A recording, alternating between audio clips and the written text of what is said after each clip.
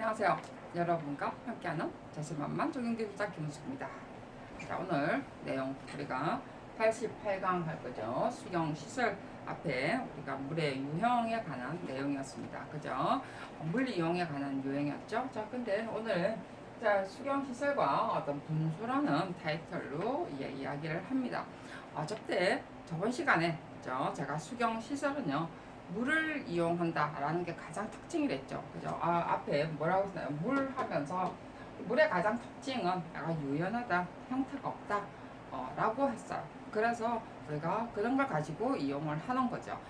그리고 그런 걸 하려고 보니까 지금 수경 시설은 뭐고 분수는 뭐냐는 거죠. 자, 수경 시설이라는 것은 물이 가지고 있는 특징, 물을 이용해서 진짜 말 그대로 물을 이용을 해서 이런 특징이 지어지는 어떤 특징을 이용을 해서 하는 시설을 우리가 수경 시설이라고, 분수는 물의 어떤 흐르는 것을 이용을 해서 만드는 것, 인공적인 시설을 만드는 것을 분수라고 이야기를 했습니다. 자, 그래서 우리가 만약에 포괄적이다 이러면 정말에서 얻는 게 그럼 수경시설이나 분수나 뭐가 다른데요? 라고 할 수도 있고요. 여기서 의미를 보면요. 물을 이용해서 어쩌고 저쩌고 하면서 폭포, 박천, 낙천, 실개철 이렇게 나와 있는데 이거 다 어떤 분수 내용도 있고 실개천 내용 아닙니까? 자, 눈치채셨겠죠, 여러분? 수경 시설이요. 분수는 수경 시설을 안에 들어가는 거죠. 정말에서 모든 물을 이용을 해서 하는 것은 어쨌든 간에 다 수경 시설이라고 말할 수는 있겠죠. 그래서 수경시설, 물놀이형 수경시설의 설치 기준이 나오는 거죠. 그래서 물의 특징, 물이 주는 특징을 이용을 하는 시설은 다 수경시설이고요. 대중에 물에 흐르는 것을 이용해서 이용하는 건 어떤 분수라고 이야기를 했습니다. 자, 이건 제가 이야기한 게 아니고요. 설계 기준에 나와 있는 걸 제가 적어놓은 거예요. 근데 뭐 하나를 딱 구분해라면 제가 그렇게 딱 포인트만 잡아라면 그렇겠다는 거죠. 물에 흐르는 형태를 이용하는 거, 그죠? 그래서 물론 우리가 뭐 벽천, 분수 이런 거는 전부 다 물에 흐르는 형태를 말하는 거겠죠, 그죠? 자, 앞 시간에 잠깐 또 더 줄였습니다. 우리가 가장 기본적으로 물 하면 생각해 줘야 되는 기준 하면서 제가 수원, 수질, 그 다음에 뭐죠? 수량을 이야기를 했고요. 그 다음에 수질은 앞에 계속 했죠. 그죠? 물놀이, 먹는 물 기준을 가진다라고 이야기를 했고요. 그 다음에 오늘은 이제 나중에 수량, 수온도 잠깐 이야기를 했죠. 저번 시간에는.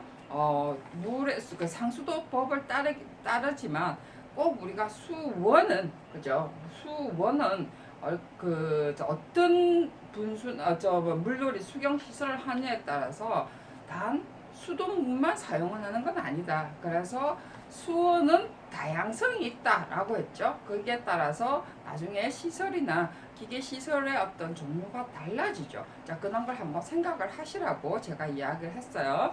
한번 그런 부분들 다시 한번 듣고요. 만약에 오늘 요것만 들으시는 분은 모를 수도 있으니까 앞에 것도 한번 꼭 들어보세요. 수경 시설로 모여져 있는 부분만.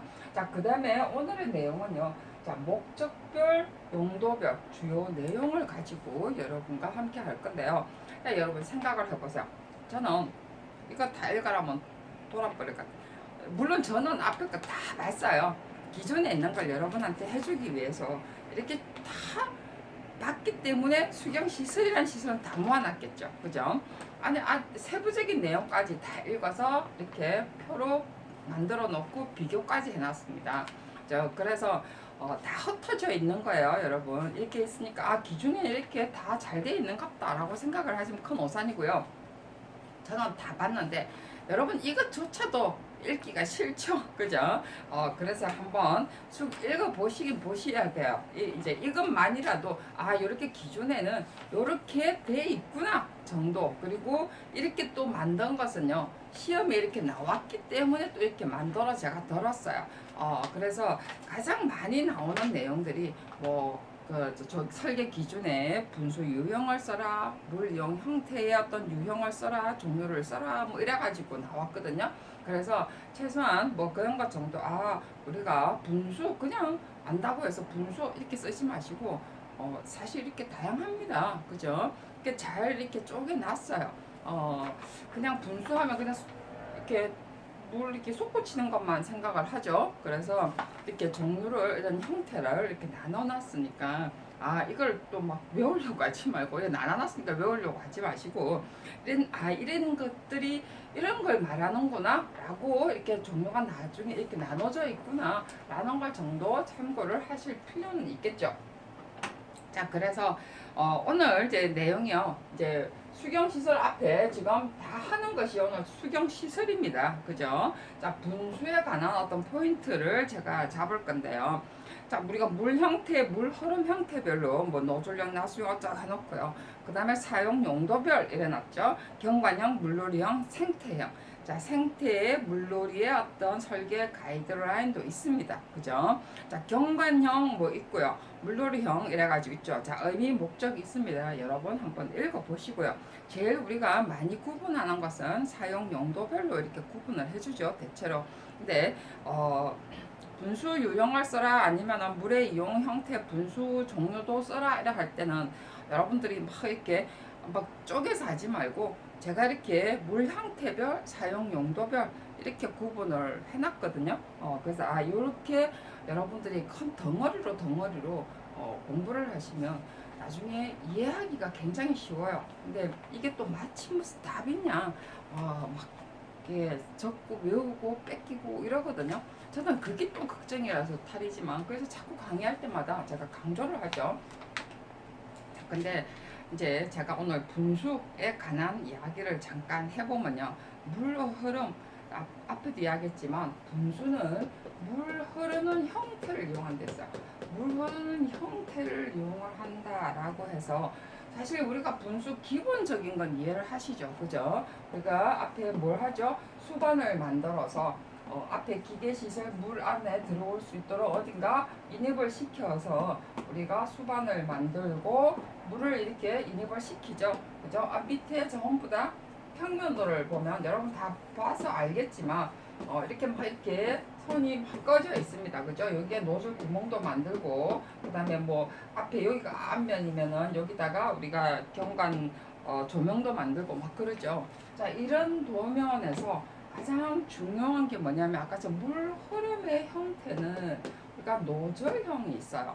노즐이 어떻게 올라가 있느냐. 이게 노즐형의 종류가 굉장히 많습니다. 무슨 벨형이니 무슨 형이니 무슨 형이니 하면서 요즘은 또 뭐 올라오면 나비형도 있고 그죠? 뭐 그다음 올라올 때마다 음악 소리 나는 것도 있고 뭐 여러 가지 종류가 있죠. 자, 그래서 굉장히 그런 다양한 형태. 그래서 이런 건 전부 다 물 흐르는 형태죠. 그래서 이런 것이 우리가 말하는 노즐형이라고 해요. 자, 그 다음에 이제 이것뿐만이 아니라 옆에 지금 물 흐르는 형태 보면은요, 노즐형. 자, 노즐이라는 것이 약간 낮게 이렇게 있는 형태. 그래서 수반의 어떤 개념은 크게 없습니다. 노즐은 말 그대로 중요한 건요, 수압이 작용해요. 제일 중요한 것은 수압이 너무 높으면 노즐이 이렇게 해서 이렇게 떨어지든지 아니면 그림에서 나비를 그려야 되는데 나비 모양이 이걸어진다든지 아니면 수압이 너무 낮으면 그런 형태가 생기는 거죠. 그래서 이런 노즐형 같은 경우는 수압에 사실은 중점을 둬야 됩니다. 그 다음에 이제 두 번째가 여기에 나와 있는 것처럼 낙수형이라고 나와 있죠. 그죠? 물이 떨어지는 형태. 여기에서 이래 떨어지든, 자, 요래 떨어지든. 저는 이거 볼 때마다 그 다음 동결형, 유수형, 평정형 나왔고요. 그 뒤에 보면 물 이용 형태별 조성식 고려사항이라 가지고 폭포, 그 다음에 벽천, 분소 이렇게 나왔는데 어쨌든 낙수형이 됐든 벽천이 됐든 저는 이거 볼 때마다 뭐 노즐형이 됐든 이런 거를 할 때마다 무엇을 생각해라 이러면 목욕탕에 가보면 저는 알 수 있을 것 같아요. 목욕탕에 가면 중간에 그죠? 이게 좀 그렇나? 목욕탕에 탁 들어가 보면 여기다가 속까지 있는 게 있죠, 그죠? 여기다가 등 마사지 해주는 게 있고 어떤 곳에는 위에서 떨어지는 게 있죠, 그죠? 그렇지 않나요? 여러분 목욕탕은 안 그렇나요? 동네 목욕탕인가요? 동네 목욕탕은 그런 게 없죠. 자, 저는 볼 때마다 저는 그런 생각이 들어요. 요즘 뭐 분수도 바닥 보면 목욕탕 바닥 아닌가요? 맨날 하는 소리. 아무리 넓고 크고 굴곡지도요. 저는 맨날 하는 소리가 그래요. 야, 바닥에 붙이는 재료가 전부 다 무슨 목욕탕 타일 같냐? 라는 소리를 해요. 진짜 그렇더라고요. 목욕탕 타일보다도 더 못한 것 같아, 내가 볼 때는. 그래서 우리가 노즐형, 낙수형 이런 것이 목욕탕의 어떤 노즐을 생각을 해보면요, 딱 이해하기가 저는 좋지 않겠나. 말 그대로 똑같아요, 여러분. 똑같습니다. 그 기계 시술 다 했죠. 저 밖에 가면 목욕탕 입구에 봐 기계 소리 안 들리나요, 여러분? 전 들리던데. 그 다음에 동결형, 유수형, 뭐 평정형 이거는 뭐 여러분들이 한번 읽어보시면 알 거고, 그 다음에 이제 우리가 경관형이다 한번 쭉 있고요. 그 다음에 그러니까 사용 용도별 자 중요하다고 그랬죠. 왜냐하면 목적에 따라서 용도에 따라서입니다. 그죠? 용도와 목적에 따라서 우리가 주요한 내용들이 주요하게 생각해야 되는 포인트가 뭐냐라는 거죠. 자, 가장 우리가 분수든 물놀이든 간에 어떤 수경 시설이든 간에 앞에 수질했죠. 그 다음에 두 번째 생각해야 되는 부분들이 요는 거야. 물론 수원했습니다. 그죠? 그 다음에 안에 저 하는 과정에서 이런 것들을 생각할 때 여러분들이 공부할 때 포인트를 잡을 때 이거를 봐야 된다는 거죠. 그 다음에 보면요, 재미없습니다, 여러분. 이 글자가 뭐가 그리 재밌겠어요. 그죠? 뭐 목욕탕을 생각해서 하든 저는 제일 가깝게 보이는 게 저는 목욕탕인 것 같아요. 목욕탕에 가면 다양한 어떤 분수 형태가 있지 않나요? 벽천도 있고요. 벽천도 진짜 다양하더라고요, 목욕탕에. 그죠? 굉장히 큰 목욕탕 같은 경우는 저는 뭐 온천장, 우리 부산 같은 경우는 온천장에 가보면요, 정말 안 가보셨죠? 허심청 이런 데 가보면요, 허심청 아니더라도 온천장에는 목욕 시설이 굉장히 잘 돼 있거든요. 그런 데 보시면 그걸 한번 들려보세요. 그 가보면요, 목욕탕 자체가 요즘은 너무 잘 돼 있어요. 가보면 뭐 냉탕, 온탕도 뿐만이 아니라 물은 뜨거운데 찬바람이 창문을 열 수 있고 거기다가 대나무까지 있고, 그죠? 참 대단하더라고요. 그런데 각각 가는 곳마다 이렇게 이거 중간에 이거 하나 있는 건 동네 목욕탕이고, 가는 곳마다 정말 벽에서 물 떨어지는 것부터 시작을 해서 그 다음에 흘러내리는 물, 그죠? 그런 물까지 다 있다는 사실이에요. 그래서 말 그대로 이게 전부 다 분수입니다, 여러분. 분수가 따로 있나요? 단지 이거는 뭐죠? 경관형이 아니라는 거죠. 그죠? 자, 용도가 다르고 목적이 다른 거죠. 그래서 우리가 경관용이 아니고, 그래서 이런 거는 목욕탕에는 뭘 생각을 안 해도 되나요? 물튀김을 생각을 안 해도 되죠. 어차피 옆에 튀어나가도 되는 거니까. 그래서 물튀김을 걱정 안 해도 된다는 것은요, 수박을 걱정 안 해도 됩니다. 크기 좀 작아도 아무 상관이 없고, 그것도 너무 물튀기면 안 되잖아요. 찬물 막 떨어지는데 저기는 온탕에 가 있는데 튀기면 안 되니까, 그죠? 그래서 물튀김 우리가 내부는 그렇게 크게 물튀김 걱정 안 해도 되고요. 어차피 다 물이니까, 그죠? 그 다음에 수반의 크기나 수반의 어떠한 높이 그렇게 크게 걱정 안 해도 됩니다. 그죠? 단지 물이 떨어져야 되는 양이 요렇게 팍 떨어져야 되는데 이렇게 씩 떨어지는 이런 것만 조절해 주면 되죠. 이거는 우리가 말 그대로 노즐하고의 관계예요. 이 노즐하고의 관계는요, 결국은 또 수압하고의 관계입니다. 이거는 또 뭐하고 또 관계가 되느냐 하면요, 결국은 물의 양, 정말에서 수량을 우리가 측정하는 데 필요하다는 거죠. 내려올 때 물의 어떤 양을 측정하기 위해서 우리가 말 그대로 해주는 거예요. 자, 그래서 여기에 보면 벽천과 분수를 비교한 게 바로 그런 내용입니다, 여러분. 우리는 외부에 하는 거죠. 외부에 하기 때문에 바람의 영향을 받습니다. 그죠? 그리고 어떤 겨울이나 여름 여름 한철 그래서 꺼놓고 여름 한철 쓰고 겨울에는 끄죠.